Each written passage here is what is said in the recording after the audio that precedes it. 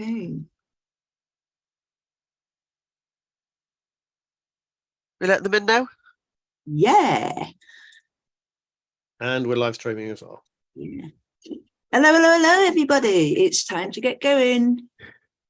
Welcome to PMO HotHouse. It's a monthly PMO show, and we're back. It's been a long month, but let's see what we got lined up for today.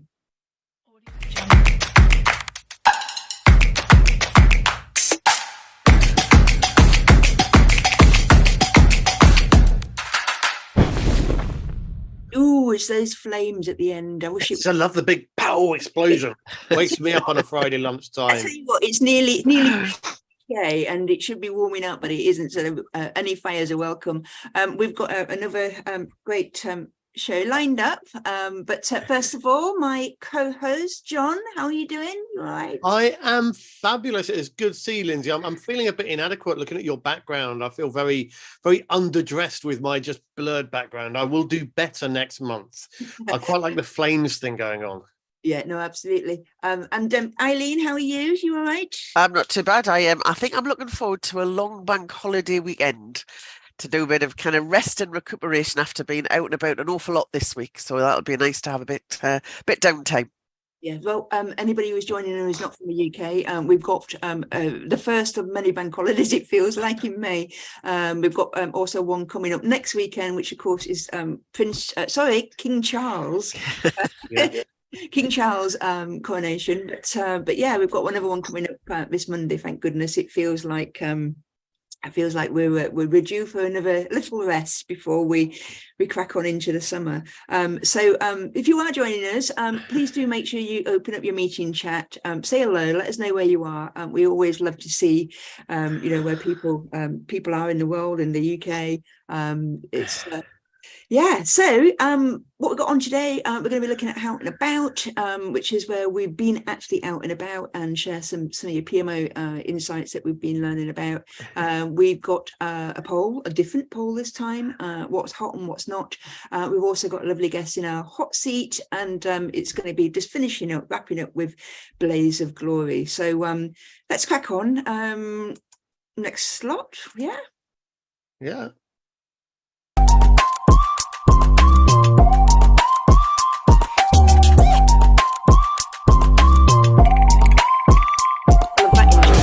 Really cool. Anyway, let's have a look at the first one. What's being will be a Victoria line service calling at all stations to Walthamstow Central. Please stand behind the yellow line as the train approaches. Use the full length of the platform and let passengers. So hi, the House of PMO is out and about this week, and we are at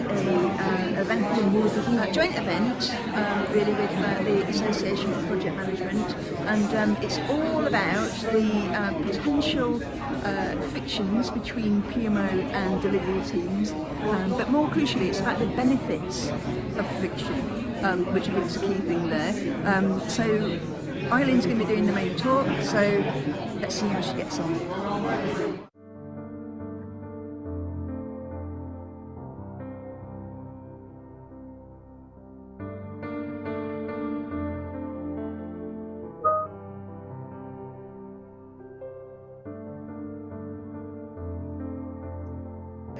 Is bad behaviour, but we'll talk about a couple of things in terms of the potential causes of friction, and I will touch on just a couple of aspects of negative impact. So on reflection, just thinking about the session, a lot of it is actually about behaviours.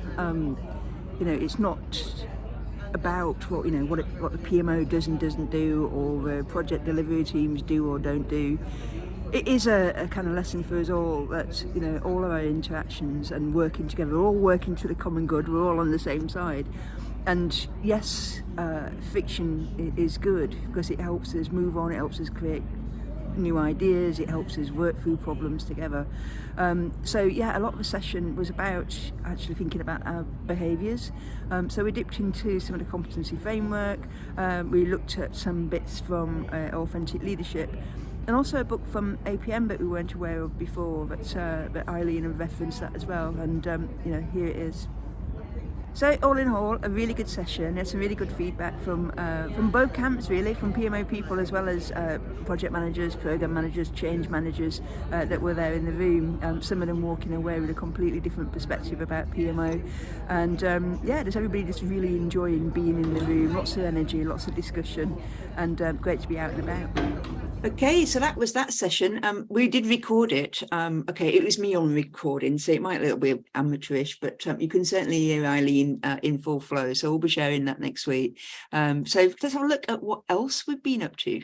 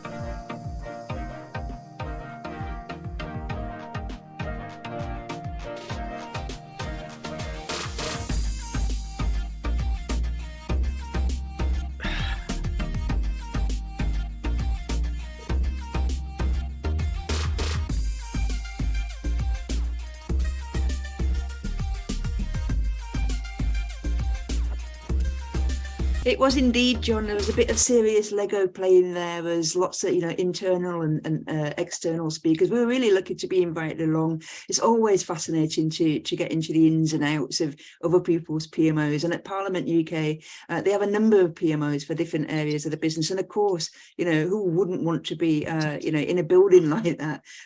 Wandering around, grateful to being having lunch and being able to see some of the MPs. It's fascinating. But from a PMO, did you recognise somebody in there, Lindsay? I did. It was hilarious. We were just finishing up lunch, and I was walking back towards the room that we were in, and I recognised a guy at the chair, and I thought it was part of Carol's team. It was actually the Speaker of the House. But we knew his face from somewhere. Yeah. So, it's what is interesting about that is it was their first time of doing something bigger. They do, obviously have their meetups in terms of their PMOs and things, but doing something across Parliament like that. But also, there are people that will come in and speak to your team. There's a lot of people in the PPM and PMO community that would love to come in and do something like that. So if you are thinking about getting a little bit bigger with some of your, community of practice type events, when you reach out to us, we could certainly, if it's not us coming in, we can certainly help you pinpoint, put you in the right direction of other people that might want to come and help you. Okay, and the final one is Eileen. So here we are, out and about this week. So we've done lots of travelling this week to London, round and about, had an event with APM, a day with the Houses of Parliament at their Community of Practice, and today at Project Challenge. So Project Challenge has been going for a long time, but it's kind of new iterations with some new owners, and it's been, do you know what's been really great? It's just meeting up with people, but you do forget how tiring it is and how much information you're taking in when you're meeting with people and talking with people, and particularly a group of people. What we do a lot of the time when we're on Zoom is there tends to be one conversation happening all the time. Since you've got a group of people together, there's 2 or 3 or even 4 conversations taking place at the same time. So now very tired, heading home, but looking forward to seeing you all at HotHouse. And PMO. Here she is, HotHouse PMO. You're tired today, aren't you, Duck? Oh, I think we all are. Yes. Do you know? It really is when we're on Zoom and we kind of think we try and replicate the same as kind of being face to face, but there is only one conversation. There tends to be one person speaking at one time. When you go out there and you meet with people, there's like loads of things going on in the background, and it really is kind of sensory overload when you're not used to it for a long time. But we met some kind of great people, some people for the first time. It's really quite interesting. People say, "Oh, I recognise you off YouTube," kind of PMO. So lots of people kind of come up and talk about all different types of things, from kind of, as you mentioned, their community of practice, but things that they're looking in terms of kind of development, or things about that they're looking for in some of the tools. But there was some really good talks, wasn't there, John? There was some interesting talks about kind of how to kind of look at your career through different perspectives rather than a straight line. So that was an interesting one to go through as well. The guy that did that talk was awesome. Absolutely. He had charisma, stage presence. He was funny. He was witty. So I could listen to him all day. So I think there's quite a few bits have popped up on LinkedIn from the event as well. So hopefully some of it will be available after the event for you to catch up on. Yeah, so we recorded the APM event, and we also recorded Eileen doing her slot at the Community of Practice Day at Parliament UK. We obviously also took a lot of other things away from that Parliament Day. One of them is going to come up very shortly, but we will certainly be, bits that we can share. But we were lucky enough to listen to Mrs. Blackrod. I know that's not her proper name, Mrs. Lady of the Black Rod, is it, or something? So she was the person that was behind the whole laying in state of the Queen. Fascinating to listen to stories like that, but so the bits that we can share we'll be sharing with you next week. So without further ado, let's move on to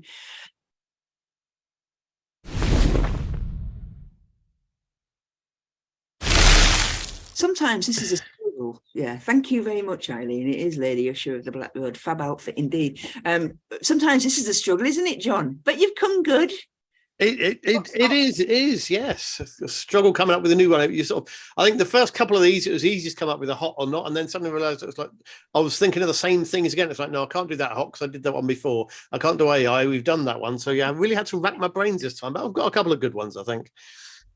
This one's me, isn't it? 4-day week. So yeah, this is a crazy time for people in the UK. We've got, I think, three weeks of I think 3 of the next 5 weeks are all going to be 4-day weeks for us, because we've got 2 bank holidays plus the additional one for the King's coronation. Anyone who has a regular meeting with somebody on a Monday, you're not going to see that person for a very, very long time. And anyone who's got kids will find there's a whole lesson that they're missing out on for months as a result of it. But I wanted to, as well as sort of that being sort of slightly disruptive to our regular routines, there's been a UK-wide trial that's been going on with several organisations, I think 61 of them across the UK, actually trying out working a 4-day week, where they cut everyone down to just 4 days of work in a week, kept everyone's salaries the same, just to see how it worked. And those organisations found that basically it worked really well. Productivity didn't go down, despite them having 20% less working hours in the week. And all out of those 61, all but 5 of them have actually chosen to carry on with that arrangement with their staff. So staff were happier, they get more quality time, and they found people during those 4 days were more focused and more organised and more disciplined about what they were doing as a result of it. So yeah, it's an interesting one. I think that'll be a conversation over the next few weeks as organisations are kind of forced into this 4-day working week across the bank holidays, whether it's something that they learn from this trial that happened and whether more organisations go that way. It could be interesting. John, if you can just drop your link in, that would be fab, that you sent through earlier, so people can go and have a little read. Absolutely. So Eileen, communities of practice. Yes, there seems to be an influx of people kind of getting back into the swing of communities of practice, and I know we're kind of supporting a couple of those. But what's really interesting is whether people having a PMO community of practice, or whether they're actually doing one with combined with the delivery team. So sometimes it's quite nice to kind of kind of be quite insular and kind of looking from a PMO perspective, kind of where we're at. But I think, what came out certainly when we've done the House of Pollen one, actually trying to get, and actually the APM event as well, actually trying to get those kind of different views and different perspectives adds greatly to the conversation and the challenges that we face, and understanding how different people can perceive what we do in the PMO and vice versa. So I think it's, I want to see more of those, and particularly as we're coming up to the International PMO Day, which is only next Tuesday. Week on Tuesday. Is it week on Tuesday? Oh my days, week on Tuesday. So we're only about 10 days away. So it'd be really interesting to find out what you're doing with your community of practice in terms of celebrating that International PMO Day. And if you want us to get involved, get in touch. Yeah, excellent. I'll put the link in for that shortly. But one of mine, actually, from the Parliament event, and the one that I really wanted to go and sit down and listen into, was from John Oliver, who is at the University of Bournemouth. He specialises in future thinking and scenario planning, and he shared some really short, succinct session. But it caught my eye, and I also just asked him if he wouldn't mind giving me his research papers that he's written more recently as well. So I'm going to dig deep into some of those things. I think I'd love to try and get John to come and talk to us. But here's something to just go and check out straight away. I wasn't aware of it. Again, government tend to put out a lot of great documents for us PPM people, but this one might have slipped through the net. It's the Futures Toolkit. So just go on to .gov.uk, just do a quick search for Futures Toolkit and start having a look at it. But yeah, really fascinating, and not just about scenario planning in terms of, the numbers and things that we tend to look at when we're looking at, portfolios and all that kind of thing. This is, again, more thinking about, how the more creative side as well. So, there's a lot of stuff in there, and I just thought it was fascinating. But again, been hearing a lot about scenario planning, certainly yesterday at Project Challenge as well. If you go in any of the tool providers at the moment, it seems to be one of those topics about, that looking further ahead. So yeah, that's my hot right now. So what about when the temperatures drop in? John, this is yours. Data without stories. Yep. So people that know me know that I love a good dashboard. I really do. But what I've seen just several times in the last week and a half, I've seen that people spend a lot of time on building out Power BI dashboards that are presented in meetings without any context or story around them. And you've probably seen these kind of meetings where it appears on a page and there's a whole load of graphs and things moving around, and there's no words, and everyone looks at it and goes, okay, right. It's good to see we've got that, and then we move on to the next slide. And if you recognize those moments happening, then I think it's the PMO's responsibility to actually sort of firstly just challenge everybody nodding sagely at the numbers, but actually challenge people to think about what they're telling you and ask those silly questions. What is this telling us? What actions should we be taking? So watch out for those kind of ta-da, sage nodding, and then moving on to the next slide. Do ask those questions. And if your PMO is responsible for creating these dashboards, and a lot of PMOs are, you need to work out what the story is that you want to communicate and actually make sure that story is wrapped around it. So here's our dashboard, here's what it's telling us, and here's the action that we are going to take off the back of it. Because if that dashboard is not driving decisions, then it's no more than kind of fancy wallpaper in your office, right? It needs to be there to drive decisions and help effective decision making in the organization. So yeah, pretty dashboards without stories are my very not hot right now. Well, just before we move on to Eileen's, all these images, apart from obviously the one that I took from the event, are all generated by AI. So this is Mid-Journey. And do you know what are really funny? Let me just show you this one. I put in storyteller, nothing else, and it came up with this rather amazing picture. Look at that old fella. Look at the fish who he's telling the story to. What's going on? Amazing. I know, but I just literally just put in storyteller. It's anyway. Here's Eileen's generated one. It's the elements. Oh, I got wet yesterday. We came out of Project Challenge and it was raining, and this whole kind of I don't get me wrong, I absolutely love getting out and about again, but I was just quite perturbed that here we are sitting towards the end of April looking me in the face and I'm still getting wet. So I was very kind of uncomfortable, kind of running with all my bags and no umbrella up. Yeah. Desperate times, I think, you for that. Not right now. The weather, typically British, but there you go. And mine's actually continuous improvement, and the fact that we're not doing continuous improvement, because I think I've been hearing a lot more stories recently about how PMOs are not going well, and they're not, that they're closing down, or they're being disbanded, or there are stories there that things are not going well, and I think one of the main underlying things of it is that PMOs have got to keep changing, and that's come up in conversations. It came up on the sessions this week, and again, maybe it's about time for us, because we know that HotHouse is also about generating some ideas about what can we do and delve into more deeply. I think this is probably a subject where we can delve deeply to understand, how does a PMO continuously improve? There are different techniques and processes and frameworks and things like that can help our thinking. And I think that's certainly one that I would like to see as a future House of PMO session. But yeah, there you go. There's a great image there of cycles, change, futures, all of that kind of stuff, and that's what AA came up with. So thank you very much, guys, for this month's hot and not. Let's move it.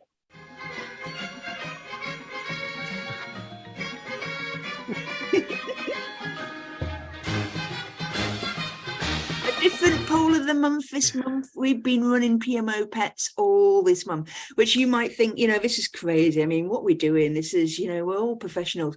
But you know what? What's been really interesting to hear is how many people are now working at home who actually see their pets as, they're a colleague in a lot of ways. They're talking to them, they're getting involved, they're there for a bit of stress release. It's getting them away from my desk. It's, all of that kind of good stuff. But we started this little competition basically to win some free tickets for the PMO conference, and came up with PMO pets because it is actually National Pet Month all the way through April. So there was some kind of rhyme and reason for it. So we are going to do a poll, and we're going to do it through chat. So we're not going to do it through the Zoom thing. You are going to see some cats, then you're going to see some dogs. We didn't get anything else other than cats and dogs.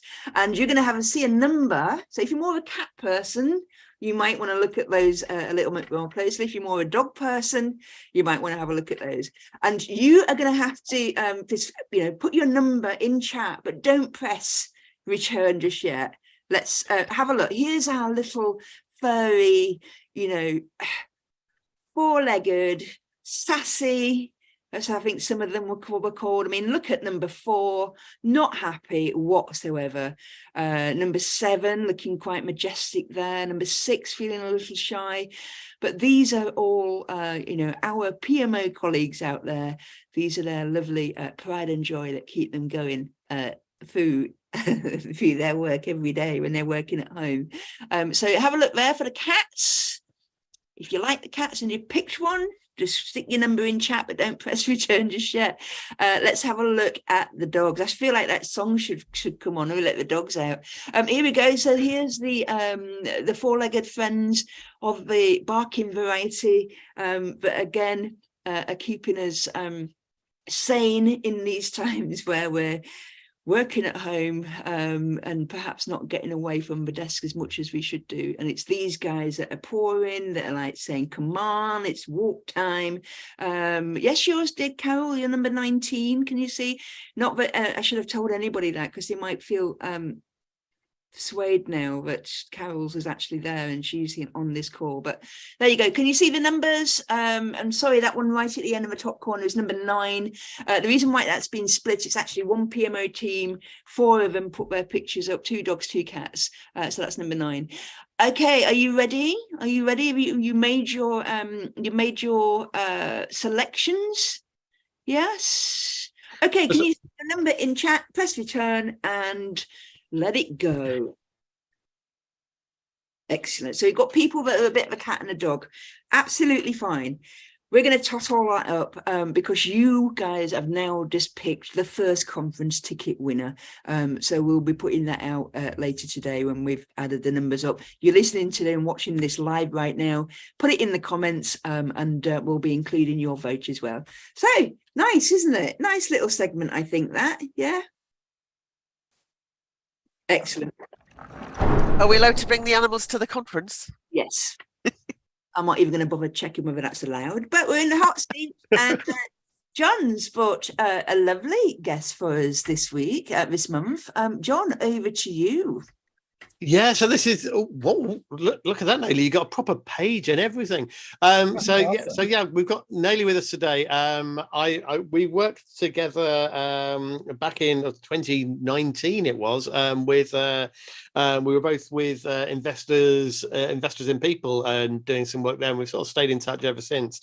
Naily is a consultant. She's come from a sort of software engineering background, but has then gone through project management, product management, all manner of sort of business hustling and getting stuff done. But she also runs a podcast and for startup organizations and tends to work with the sort of very, very small business in the early stages.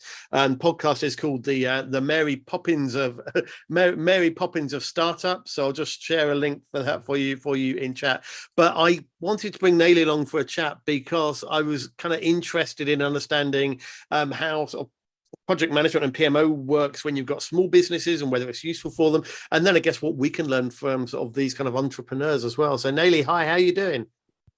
I'm all right, John. I'm all right. Definitely enjoying the sun in Madrid, so I can't even complain about that. Oh, you're making me jealous now in cloudy Greenwich. I didn't want to hear how nice the weather was down your way.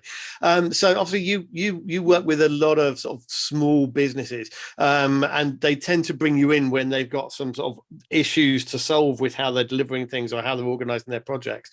What sort of things do you see with those small businesses that a sort of PMO or project professional could help with? I guess for me, one of the things I see the PMO can bring to startup is kind of the glue between all of the different parts of the organization, and not just the glue, but a way of getting them to slow down and understand what they're doing, why they're doing it, how to maximize it and benefit from it. Now, in another way, I could say helping them to increase the maturity level of the organizations and the way they run projects.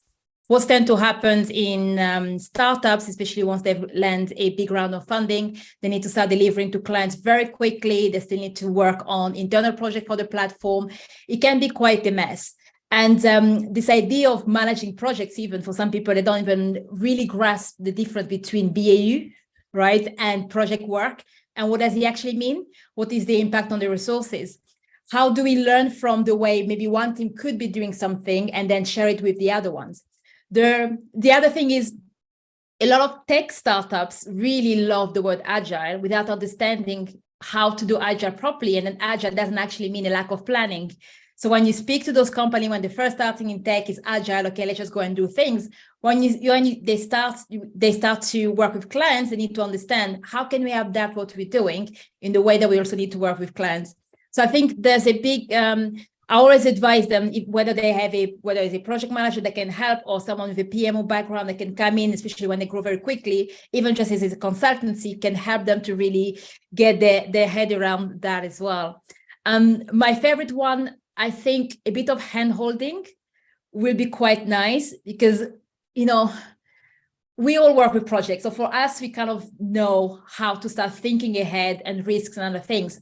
Most people, they think that they've planned, but they always plan on the best case scenario, which is great.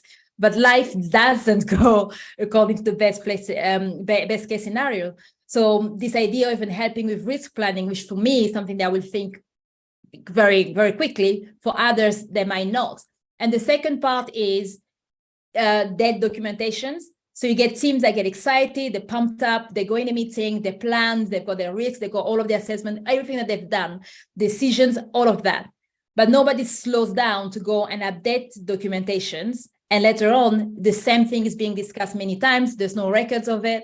And whenever you try to introduce that, you get a bit of a, we busy kind of mentality. So it's how do you explain to them that this idea of managing project is not to turn your organization into like, implementing full PMP or Prince2, but to get the best processes from all of that into your organization so that you can actually move faster, even if you think that it will slow you down.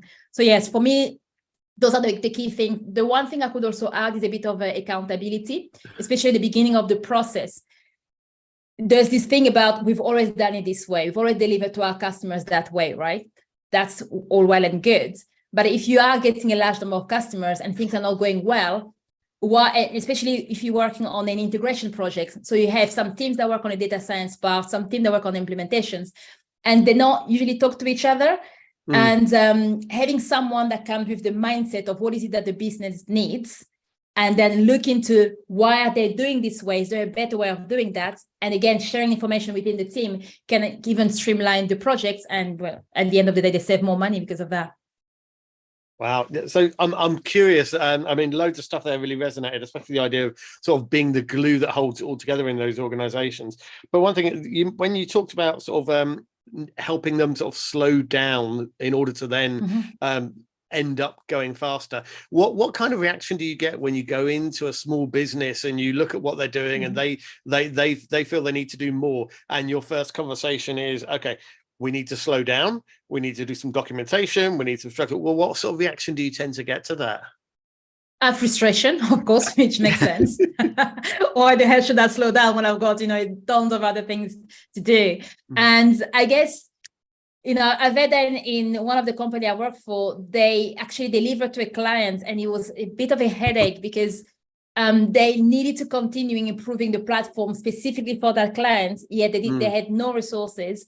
And they didn't even understand how we built the platform in the first place, because all of the latest resources was based on another version of the platform. So it's really about a bit of coaching, talking to the leaders of different teams, explaining the pros and cons and the benefits. And also, especially when I have the chance to work with the client, also have the negotiation to explain to them, the project is now being late, right? So another good thing is definitely looking at data of how we've been running projects, how long is it taking, why is it that you're doing the same thing? Well, technically doing the same thing because you're meant to be integrating with other platforms. You're doing it over and over again, yet you never reach any of your targets that you've described. Some of them don't even know that they never paid attention to the metrics that goes on with delivering or running a project. So trying to work with them and get as much metrics as I can, or the reasons why there's the lack of metrics could be impacting them, and showing them, really helps. Goes back to what you're talking earlier about the dashboard and visualization. I try to find as many example things that they can feel and see and to explain why we need to slow down. Then when it comes to the documentation part of it, it's definitely not the case of let's drop everything and document. Is whether we start documenting from where we are today and going forward, or going backwards. So the way I would put it, especially if we do kind of sprints, I would say, okay, how about we do a sprint work for 1 week where we have X amount of time designated for that. We work as a team, turning into a bit of a game, getting people to have this sense of we're doing it together helps to have a bit more buy-in. But yes, you're always going to get the pushback at the beginning. But then you eventually get that kind of light bulb moment where they suddenly see, actually, by doing that and narrowing our focus on things, you actually do tend to start seeing them hitting their goals, and then that realization comes in, which is amazing. Yeah. Can we flip this around, because we've got a lot of PMO people on the call. We've been talking about what you can do and how we bring some of the PMO stuff into these small businesses to help them sort of slow down, to speed up, as it were. But what about the other way around? What can we as PMO people learn from these startups, from these entrepreneurs that are spinning up these small companies and going fast? Is there anything that we as professionals can take away from how they run their businesses? Yeah, I would definitely say being more agile and really promoting a bit more innovation. When I first started my journey in project management as technical project manager, I was working at Siemens, And he was actually very interested when they're starting running large projects across continents and across different teams. You could see that every single team worked differently. And there's very little awareness of what is it that you even do as a team in the first place. And especially when you have projects where teams work together, I feel like, how can PMOs help? Because PMOs, depending on the organization, you might have different groups of PMOs, or you have one that looks over the whole thing. So you have an overview and understanding of the pain points of each team. Those teams will need to communicate and work with each other. But is there a way where, as I was mentioning, PMO being the glue, to really bring them together to speed up innovation and to remove like documentation and our processes are great, but sometimes, how can we have that in mind as we're moving forward? I think another thing, was Linda, you mentioned this continuous improvement aspect of things. I think that is also very important. How do we experiment based on the way that we work? And how do we share information that we know has worked for maybe one PMO in this part of the organization to transfer to the other PMO, even if on the surface of things you think the industry may be very different, or what they do is different. By the end of the day, the best practices are the same, and there's a lot you can learn. But of course, in large organizations, silos get created very quickly. So I believe that helping break the silos, bringing people together really is very important. I guess one example, I think, John, remember when we worked together on investments in people, one of the biggest issues was product and marketing departments. Even when they were planning together, they were not really talking about how they work. Why is this important to us? Why is it that as product people, we need to have marketing assistance for a certain part of our project? So when I got the role, one of the sessions I was, let's come in, let's learn what marketing do. What are your processes? How do you track projects? We learn from you and you learn from us.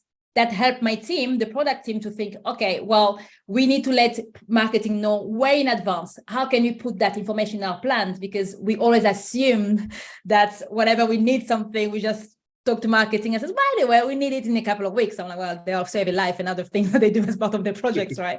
So having that way of really getting the teams to talk to each other, which I know the other question is, again, time. How do we do that?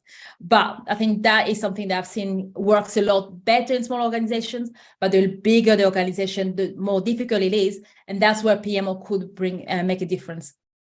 So you'd say if somebody was working maybe in an IT PMO, we'd be saying actually go out, meet your marketer. We seem to stick with marketing, but go out and meet the marketing team, find out what they do, what makes them tick and what's important to them, because it will help you help your project managers, help your projects running. And then it's coming back to that word you used earlier, that being that glue that kind of holds the organization together, right? Yes, exactly.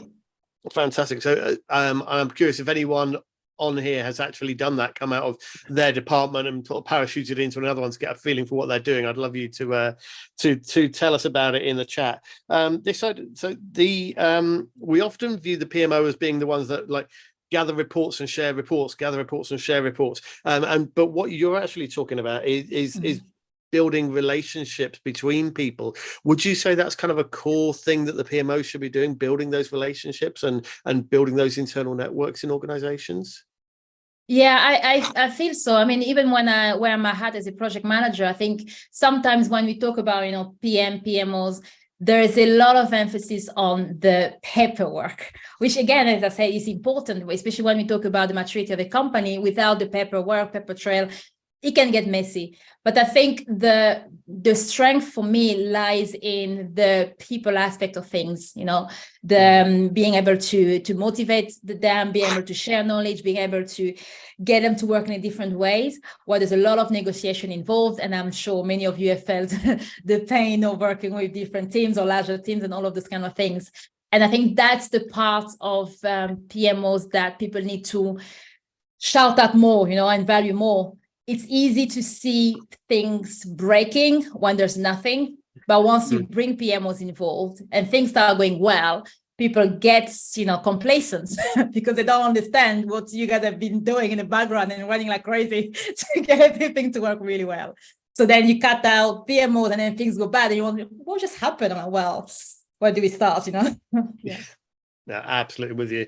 It's yeah, I'm just keeping a conscious eye on time as well, because I could talk about this for hours. But I love that idea of the bringing negotiation skills and all those kind of ideas. And so I guess that's something we can get from entrepreneurs, that idea of bringing people together, building up our negotiation skills, and trying to take people forward in sort of one direction. Are there any, if we could bring it down to sort of, I guess, what if we had sort of one tip that we could give to PMO people that they should take away from this, from the entrepreneurial mindset, what would it be? One tiny one-liner to take away. I would say experiments, even when things are going well, because the world moves very quickly. There's always new technology. When you talk about dashboard, John, when I met you, you were using these tools that by now I'm sure new tools have come out. So there's always room for experimentation, as again is the way to push innovation forward. I love that.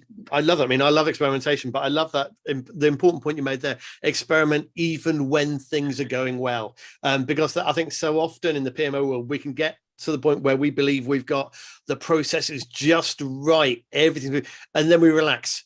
And as you say, a year down the line, people have moved on, the tools, the technology have moved on, new things have come in, the organization is working differently. And that's where, if the PMO isn't continuously experimenting, isn't, to go back to Lindsay's point, doing that continuous improvement, you suddenly end up with a PMO that's not aligned with the business anymore and can even be holding it back, which is where we suffer. Nelly, thank you so much for joining us today and sharing those insights. We've got you on screen again there. The link to the podcast is there. If you want to reach out to Nelly and connect directly, I've just shared her LinkedIn in the chat there, so do reach out to her. She is lovely and full of fascinating insights into not just PMO stuff, but actually working with entrepreneurs and small business as well. Thank you ever so much. Yeah, and thanks for having me. I think the key word there as well in the chat is the energy. Well done. Thank you. We all need that. I think we're all needing a bit of that. Well, I certainly am needing a bit of that today. So great to have that. Contagious. Thank you very much. We're coming towards the end of the sessions, and we always flown by again. I know, we always have a little bit of a wrap up. Going out on a blaze of glory, you see, that's the connection there, in case you didn't get it. I'd written loads of stuff down there. There's certainly Aaron had put in there about his data journey. That's reminded me again of the Inside PMO report we did about AI, about we need to be thinking about data literacy as a first step, which ties into what APM were talking about the other day. They were also at the community event talking about what's important to them and what they're focusing on. And it certainly came up there as well about data literacy, rather than jumping straight into the, getting into the data analytics stuff. Other things that I put there is that I think there's definitely the continuous improvement stuff to take further, linking it back to what Nelly's just talked there. I'm glad you made that link, John, because I'd just, done exactly the same thing. There's also, other things from me was I really do want to pull out that scenario planning, future thinking stuff, and see what we can pinch from there. So that's mine. But yeah, loads of stuff, and great. Really enjoyed that. How about you, Eileen, John? Anything else to add? Well, I dropped in there and chat. Interesting, kind of Nelly's last word was experimentation, and one of the things we did identify when we did the competency framework, and I think, John, you've been a proponent of this, as Nelly said, for a long time, is this kind of innovation about how we can use things in the organizations. And one of the things that we always encourage people to do is to just keep yourself out there, find out what's happening in the industry, what other people are doing, kind of network, so you can actually take things back into your organization and try them out. And one of the things we also talk about is actually we should be exemplars of kind of how projects are delivered. So the things that we implement in the PMO, we should be trying these new ways of doing things, new tools, to be able to demonstrate to the rest of the delivery teams how they can be embedded in our existing framework, or perhaps how our existing framework needs to move forward, back to that kind of continuous improvement piece. Great advice. Absolutely spot on. Okay, so we're at the end of the session. We've got other stuff coming up as ever. It's as I said, it's International PMO Day coming up on the 9th of May. We can't wait. I think as Annette had written in the comments there, I'm going to go and do a little thing to somebody for their team meet. We've got a live stream session as well here from House of PMO at 12 noon in the UK, and then we've got you know, some internal it's kind of full member event, which is the PMO Career Hour. And then we've got governance and assurance, both of the, you know, the two what I call heavyweight subjects. But again, they're coming up during May as well. And of course, we've got the conference. It is the last few days of the early bird tickets, and it's going exceptionally well. We're really pleased to see pre-pandemic numbers yet again. So it's going to be a fantastic day, and hope you can join us. So that's it for today. We hope you're going to be keep on PMOing, I think, is the take care. We'll see you again soon. Thanks, everyone. Take care. See you next time. Thanks, everyone.